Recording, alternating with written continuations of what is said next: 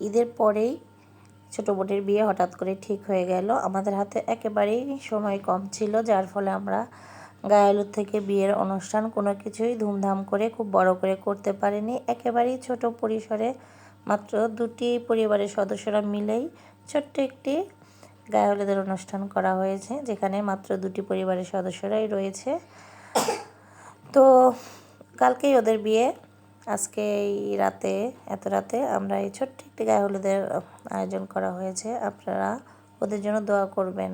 তবে ছোট পরিসরে হলেও এই গায়ে হলুদের অনুষ্ঠানে শেষের দিকে দেখবেন কিছু উড়াধুরা নাচ রয়েছে। 2টি পরিবারের সদস্যরা মিলেই এই উড়াধুরা নাচটা দিয়েছে, আপনারা দেখুন।